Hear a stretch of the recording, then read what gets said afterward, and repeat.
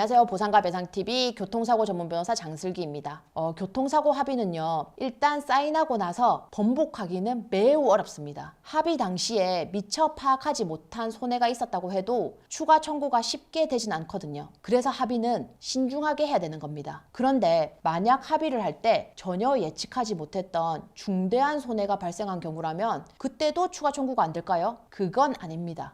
대표적 사례로 보면 합의 당시에는 전혀 예상하지 못했던 그런 심각한 장애가 남은 경우나 합의 시점에는 한 60세까지만 살 수 있을 것이라고 예상해서 그에 맞춰서 합의를 했는데 예상 수명을 넘겨가지고 계속 생존하게 되는 경우가 생각보다 엄청 많거든요. 물론 합의 당시에 예측하지 못했다는 점에 대한 입증은 피해자 측에서 해야 되는데 그것만 입증하면 합의 후에 추가 청구도 가능합니다. 특히 교통사고로 뇌출혈이 발생해서 식물인간 상태에 빠진다든지 척수 손상으로 사지마비나 하반신 마비가 온 경우처럼 평생 간병이 필요한 사건의 경우에는 여명기간이라는 게 있는데요. 이 여명기간에서 추가 청구가 가능할지 말지의 문제가 굉장히 많이 발생합니다. 교통사고 소송에서 법원은 피해자의 손해액을 산정하기 위해서 신체 감정이라는 걸 하는데요. 이때 의사가 피해자의 기대 여명, 즉 예상 수명을 정해주는데 이를 토대로 판결이 나옵니다. 근데 만약에 피해자가 소송 당시 인정된 여명을 넘겨서 계속 생존해 있으면요. 이건 판결 시점에는 전혀 예측하지 못한 새로운 손해가 되는 거잖아요.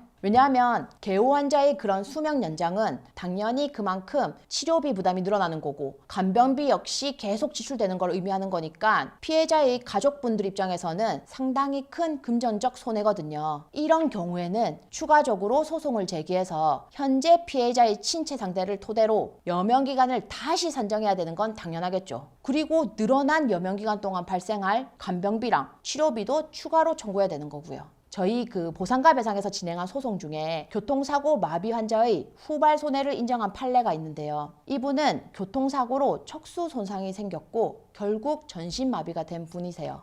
한 10년 전에 판결에서 여명기간을 향후 10년으로 판단한 거죠. 근데 이분이 예상 수명을 넘겨서 생존한 상태이고 건강 상태도 매우 양호하셔가지고 저희 보상가 배상에서 다시 보험사를 상대로 소송을 제기했습니다. 이 사건에서 저희가 승소를 하면서 추가적으로 5억 원 이상의 간병비를 지급하라는 판결을 받았어요. 개호 사건의 경우에는 그 손해기간이 1년만 돼도 결코 적은 금액이 아니거든요. 2024년 상반기 기준으로 월 간병비가 500만 원 정도니까 1년이면 6천만 원 정도가 되는 겁니다. 그리고 이자도 지급받아야 되는데 이 금액도 무시 못해요.